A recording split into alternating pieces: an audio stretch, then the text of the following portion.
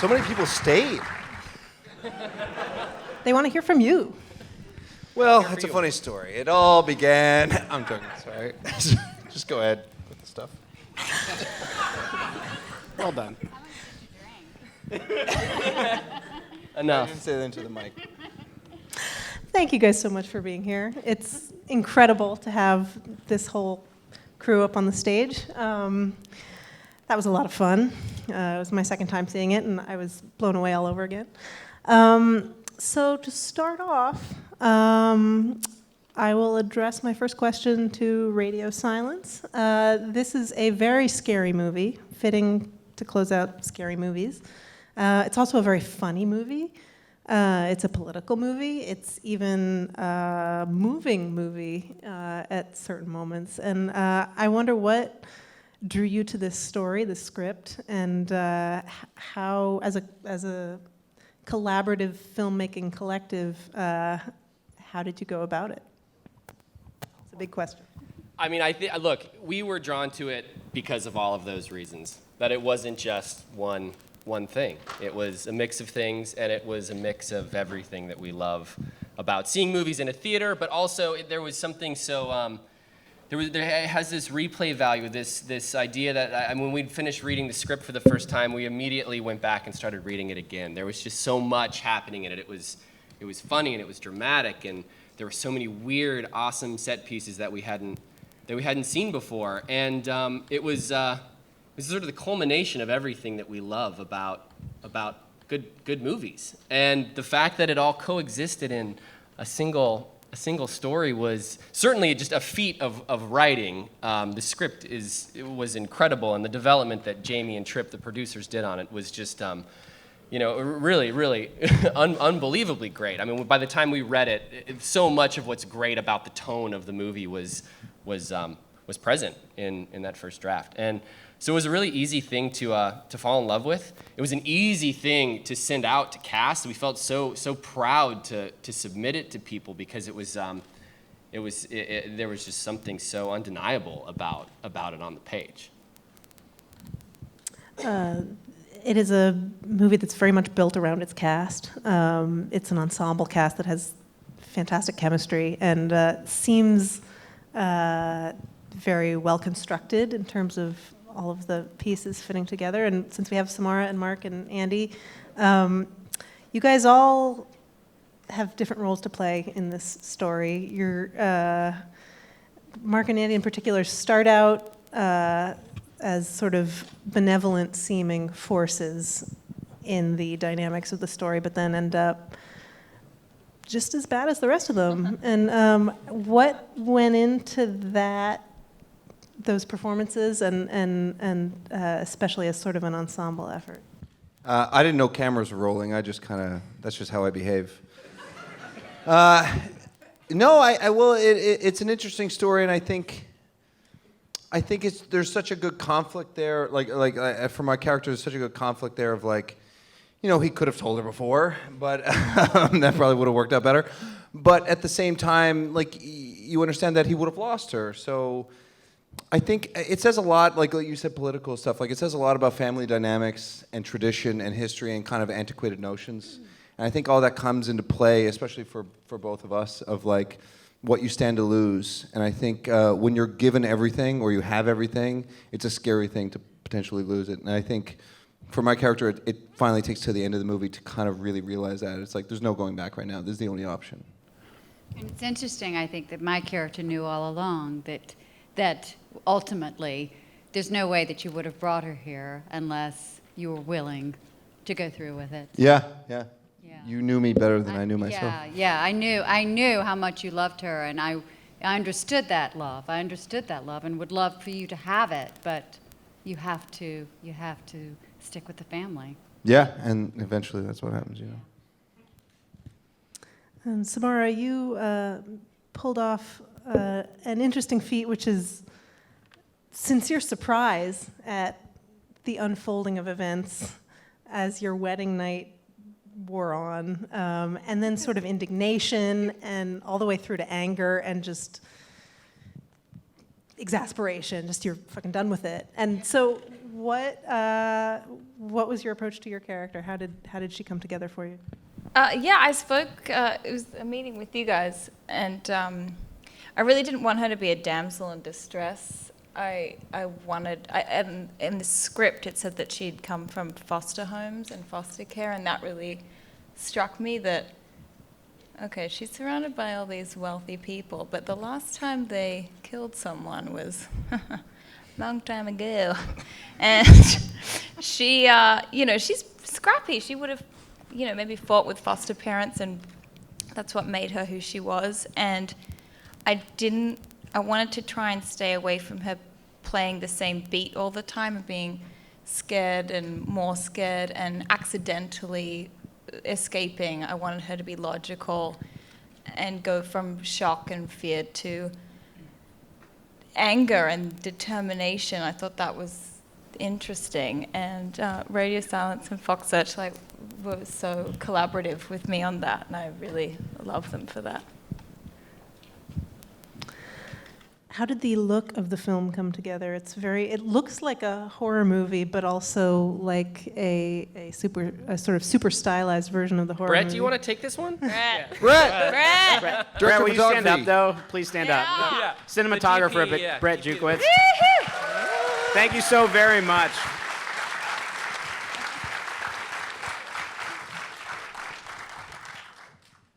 I mean, there are so many influences and references that we talked about when we first met with Brett and we're talking about the look of the movie. I think that the things that we really wanted to achieve were at first this feeling of power and stability, right? The tradition of the family, this thing that's been rooted through so many generations and through so much time and so much wealth. The power of that and the presence of that is so present in the beginning of the movie. And so the camera's more stable, it's more steady. The color, it has this sort of rich feel to it. And then as Grace enters this world and she starts to pull the thread of what this family is and what it may become, the camera becomes more shaky, it devolves, it becomes this collision, right? And that the camera throughout the movie really is in so many ways a representation of Sam and of Grace and her perspective on what's happening and her really this destructive force that she is for this seemingly indestructible family. And then we had amazing luck. We had great locations. We had an amazing crew. And okay, DP. The DP was fine. Well, we have some things. We need to do a post-mortem after this.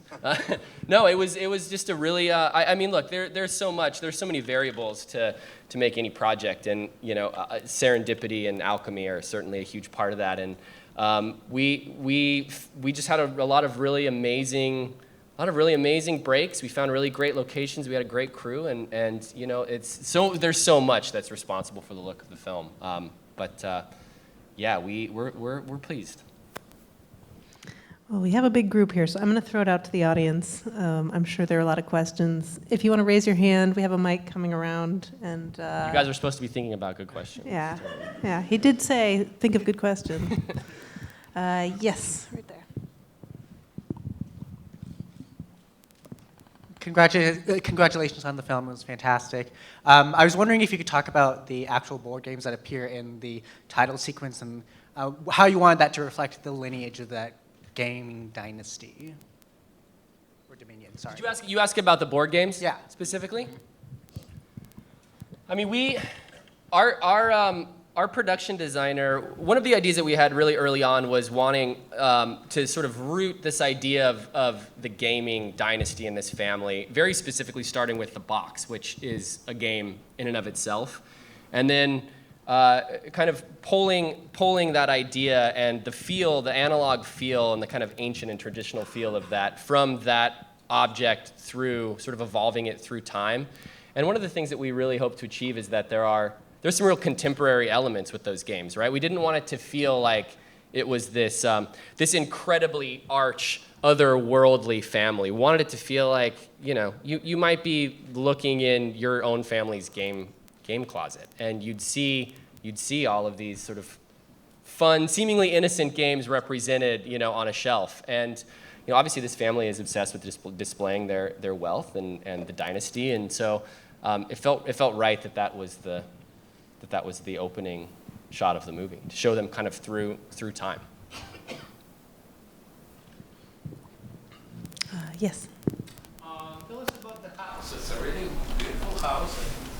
You didn't have to travel from all over the place. You can shoot it wherever it is there, probably. Actually, it's 3 different locations. One of them is the Parkwood Estate, where they shot Billy Madison, which is also a horror movie. So we had to shoot it in a way where you don't really, see the parts you really know from there, and But you find do, it in a because different they're way. all- But we do. We use them, and we all did the dance on the stairs just because. And at no while point we were was there. Norm Macdonald in the fountain No, during the shoot. no, and the clown is not dead anymore. So you think? Yeah. Right. So it was the Parkwood Estate. It was Casa Loma in downtown Toronto, where we used mainly for the hallways. And there was the YWCA in Oshawa, also, where we did the dining room scene at the end. And that was actually the only location we were allowed to use practical effects blood. So the rest of it was all kind of like a little cheated and everything else. And we had a fantastic production designer, Andrew Czerny, who worked on shows like Handmaid's Tale, Dark Matter, if anybody's sci-fi fans. He did a great job of building a wall and just like able to bridge it all together and like Building a literal wall, not a figurative, not a metaphor. yeah, let's not do that. Yeah, I didn't realize how that was like a trigger subject. But like, so we just had this like piece of the house that we took with us and put it all together.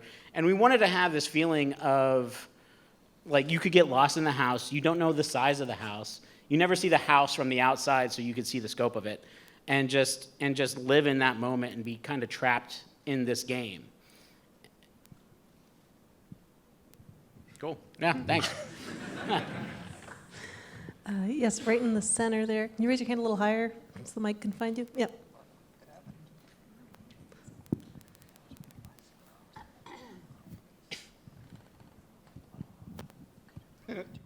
Good passing, guys. Good teamwork.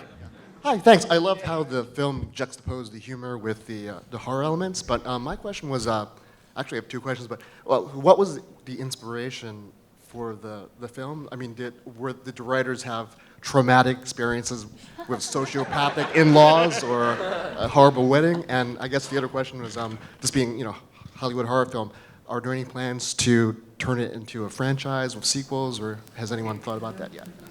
Are we soliciting pitches on sequels? If somebody has a good idea, we're in. And we'll take it. No, there Alex haven't comes been any back to sequels. life. I can't speak for what Guy and Ryan went through as kids, but I do know that They're weird though. There's definitely damage.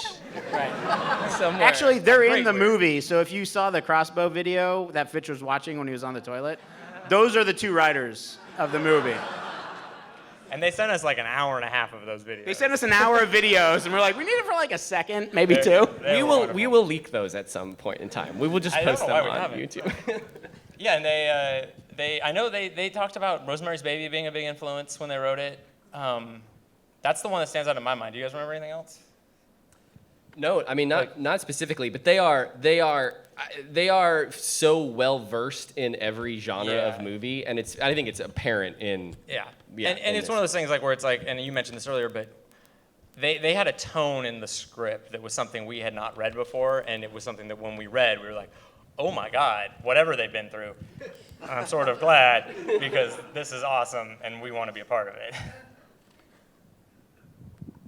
So I don't know if they went through trauma, but. Right. Yes. Is that me?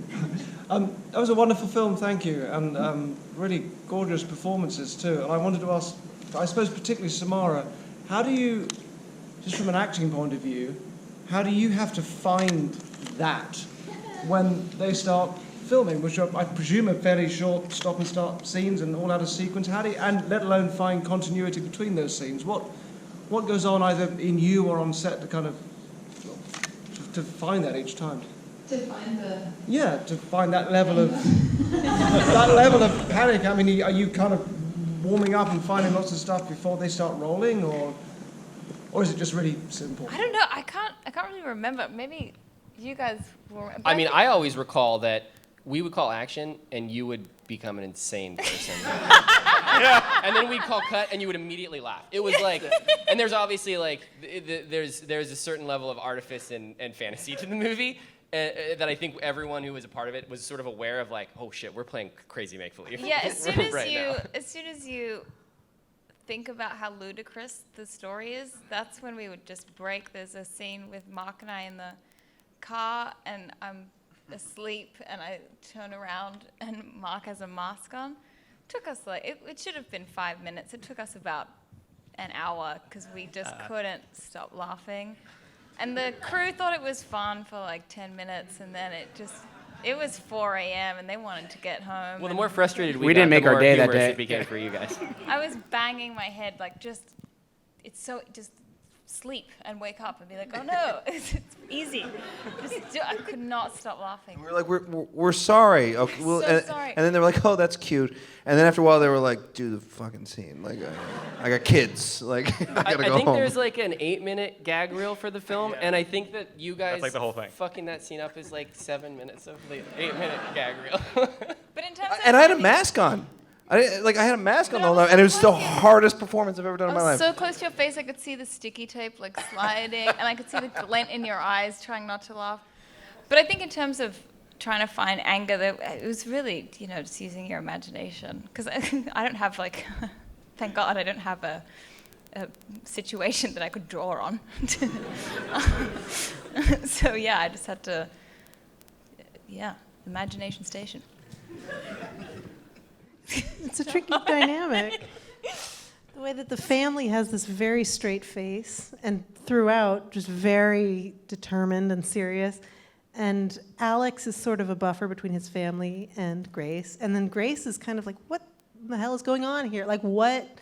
This is batshit crazy and it's ridiculous. And she breaks down laughing a number of times in the movie. And that in itself, that kind of chemistry seems challenging. That's how I mean, sometimes I react like that to bad news. It's terrible. My good friends know me. They just know that when I'm laughing, I'm just in shock and I'm very deeply sad, but they just need to lock me in a room for a hot sec. And then when it hits me properly, I'm a mess. But I remember doing that take, and I just said to Matt, do you mind if I just start laughing? And there was a hesitation, but yeah, try it. Why not? And made it in there. I really was surprised with it. We did one cut without the laughing, and we're like, nope, let's go do the laugh cut. It was one of the greatest gifts of shooting. Oh, thanks. Yes. I'm curious to hear how all of you conceptualize the film's subtext, how it relates politically to this current time period that we're all living in, and what it says about class, and how children learn things from their parents. I feel like you just summed up a lot of it. Yeah, you just nailed it, dude. The movie hopefully speaks for itself on some level, and that is a lot of it. It's the class, it's the entitlement, and it's the what you learn from your family. It's that scene between you two that kind of sums it up. I mean, we made the joke that that movie is like the keystone to the movie, where you go, or that scene where it's like, oh yeah, your family said it was okay, so you go with it. And for us, it was one of the things that was exciting in the script is that we get to have all this batshit crazy stuff, and then also all of this very real, very, very grounded stuff. And I mean, I know the three of us feel very lucky for all of the cast, where it was like you guys were able to really ground all of that and make it believable, so that hopefully then it becomes relatable for everybody else. Yes. Oh man, I was hoping for another mic pass. Hi, guys. So this is sort of a really cool summer of catharsis for women in film, where we get to the end of the film, and instead of feeling like the damsel in distress, it's sort of a coming moment where it feels like the end of Heathers, where she lights the cigarette as she walks away from the building. So I wanted to actually know, for balancing that rhythm, because you probably heard it in the claps and the cheers when she punched a child. Way to go, guys. You're all bad people. Finding that rhythm. He shot me. So it's about, I guess, how did you exactly, whether you in cutting, directing, or working towards it, finding that rhythm between the humor and the catharsis and the fear of it? I mean, certainly a lot of it is found in editing, but so much of it is about, I mean, the movie only works if everyone's playing it straight. And that's just a feat of the performances, because it obviously is when you strip away like the more dramatic ideas, the more dramatic themes, the sort of political commentary. Like it's a crazy fucking movie. It's a family that has to deal with the devil. I mean, it's really really insane, but the ability for all of that stuff to exist, the scares, the catharsis, the sense of humor. It's all about feeling like you are in an experience, that you're witnessing an experience that would be happening if the camera wasn't there capturing it, right? And so much of that too is about creating characters that have a lot to go through and aren't tropes, right? I think probably the most arch character is Aunt Helene, and she's at one end of the insane spectrum, and then you have, Alex and Daniel, played by Mark Brody, who are at the absolute other end. I'm sorry. I love Mark Brody. He's my favorite. We need to get. Adam and I are combining into one clone, person. That clone. That We are clone planning needs to happen that. immediately. Yeah. Hollywood would never be. I'm weirdly complimented. But that within the ensemble, everyone believes so wholeheartedly in what they're attempting to do, whether it's catch the bride, kill the bride, the fight to survive, the desire to bring your son back into the fold. It's all really really honest and really earnest at the end of the day, and that is why the tone, the sort of pivot between all of these different genres works at all. And while ultimately it is this satisfying thing. I mean, I think, as you said, Sam, and one of the things that you brought to it early on was this idea of wanting to just be a badass, to not be this trope of this girl who's meek and incapable at the beginning and then like learns to be tough at the end. Yeah, I didn't want it to be accidental that she survived. And so it was then the job of the movie to place enough crazy obstacles in front of you and to keep stacking them so that there was a real sense of peril and a real sense of thrill, and then ultimately this huge catharsis at the end when you finally like make it through. Yeah. It's also like what you said before, that it's also Mark Brody, ladies. Mark Brody, ladies and gentlemen. Last name doesn't matter. Who cares? I was not on the OC though. It's a kind of movie where we lean into the fact that we know that this is crazy. All the characters are like, yeah, I know this is an insane kind of thing that's happening, and we're not even sure if it's real too. So, and there's a dialogue about we're on that the in audience's movie, side of where like the audience is having the conversation with the characters about the crazier elements and aspects. Yeah, we're brilliant. That's what we're getting at. I'm sorry. I'm Mark Brody. I'll see you later. I haven't said anything. Can I say something? Yeah. Please. Say everything. Please. Keep us from talking. I appreciate that. I would say it was a huge privilege to get to work on this movie. I had no idea what I was getting into. First of all, I was very ignorant as to who Samara Weaving is. So I apologize for that because she's brilliant, and I got to work alongside her, which has been one of the greatest joys of my life. And them together, the chemistry was amazing. And both of them are extremely talented. You're so talented. You really are. And these guys blew my mind. I had never done anything like this. I might cry. I'm sorry. But I really didn't know what I was getting into. And watching them work was so spectacular. And they have a system that I've never experienced anything like this. I've never done horror. I've never done gore. And I didn't really know what I was getting into. And they're so gifted and so talented, and I really have a huge appreciation now for gore. I had no idea. I really do. It's like used to be one of those people who was so scared of it, but I'm not anymore. I really see the brilliance and humor of it. And if you watch them make it, oh my God, it will just blow your mind. Because when you're making it, I was talking to Adam Brody the other night. You're not scared. It's like you say, you're laughing, but the technical work that goes into it is just unbelievable. And one night, Tyler, we did this scene where the maid gets shot in the mouth, and I kept hoping that he was liking what I was doing, and I really couldn't tell, and I really wasn't sure I was liking what I was doing. And Matt was walking me through it and was really sweet and really gentle, and I was still really scared. And he just goes off like a child at the maid getting shot in the mouth. And I was like, oh my God, okay, that's what you have to do. But I have to tell you, the maids were so good. They were so fantastic. good. It really was. I watched them physically, and I was like, who are these people? Their bodies, like the way they moved. You know, I was like, oh my God, where'd they find these people? And everyone, it really was, everyone showed up. That was the magic of it. Every once in a while you work on something and it seems like all the components are there and everyone's cast as they should be, which is something really scary to say about myself in this role, that I'm perfect for this role, but I guess I am.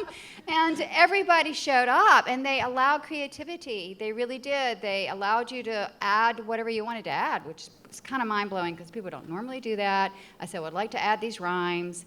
And so they let me do the buzz, buzz, a bumblebee, border hole, and a sycamore tree. It sounds like nothing, you know, but it's so much. It's such a weird thing to say. And it's such a weird thing to say when you're working next to Christian, who you know, who's brilliant, who's so good. And then, you know, you have the opportunity to just like make something up, like give me the fucking lanterns and Holy dick. Give me the Andy saying holy dick is like my favorite That was my line. idea, holy dick. It sounds really small, but you know, but it was good. It was good. It was like, can I say holy dick? Yes, all the time say holy dick. Andie MacDowell. Holy dick. And it meant so much to me that I could say holy dick. I just thought that was really funny. It was really funny. You know, when you have a smaller role, you just want it to be meaty and juicy too. You want it to have something, you know, you want to be good. And that was the thing about every actor on this, every actor in this wanted to be good. And when that happens, it's, okay, they're the lead. Samara's the, like, big-time lead. But when that happens, it explodes. It really does. And I thought Melanie was crazy. I told you guys. That Melanie is the girl that plays my daughter, okay? And she was so big. She was big, and I have a tendency as an actress to play it small. I really go for the real stuff, and every once in a while I'll step out, but man, she was over the top. She was over the top. I was like, what the hell is she doing? You know, is this going to be any good? The same with Nikki. Come to us and actually Nikki ask was us the so same thing. big. What the hell am I doing? Really? Seriously? This is what she's choosing to do? But it's so fantastic. Even Henry a little bit too. Henry sometimes. Henry had the fine balance of doing both, but Henry had it on his shoulders. I mean, he had a lot of work to do. But the thing of it is really everybody was into it. You know, they were really excited. There was a supercharge to be a participant and to be there. So it doesn't always happen. So Fun fact. That was Andie MacDowell, ladies and gentlemen. Yeah. Beautiful. Exactly. So. The funny thing is, when we had to spit the blood, that was funny too. And Adam was like, I can't wait to see Andie MacDowell spit blood. I'm like, okay, I can spit blood. You know, I'm going to spit blood. Then I'm sitting there thinking, how am I going to spit the blood? I want to spit the blood good. And then I'm looking around at how everybody's spitting the blood. I want to make sure I make a good choice on how I'm going to spit the blood. So I'm like concocting in my mind. It's like, how can I spit the blood different than everybody else spits the blood? So I tried to drool it out the side of my mouth. And I was like, Matt, how'd you like that? I was like, I was trying to drool it out the side. He just spit it. Just spit it. You should have said holy dick and then spit it. And it's 2 takes, okay? 2 takes for spitting the blood, okay? Not a lot of choices. We should say too, the crazy thing when we started shooting, we of course were like in awe because Andie MacDowell, and we show up on the first day and we have to kill her on the first day. It was this insane thing where we're like, oh shit, we're working with an idol and this is the first fight you've done on camera. I mean, imagine you've been in a lot of fights in your real life, bar fights and stuff. No fights. But it was like, oh man, it's sink or swim You time. were nervous. Imagine But that scene's great. It's I great. love that scene. And it's like I look at it, I was like, I can't even remember doing that. Going after her like that. I do remember, like, I had to throw Samara. I had to throw her up against the wall and choke her. So every time I was choking her, and you don't want it to look fake. So I was kind of choking her. But every time, and every time I was like, am I choking you too much? I want to be sure you're okay. I do remember Samara saying, she's kind of choking me. Yeah, I'm sorry, but I'm sorry. This was day one, day one. Are you okay? Or you Day thinking two, really? I Oh, was shit, fine. I was sorry. fresh as a daisy. Whatever, it's 90% of Rotten Tomatoes, who cares?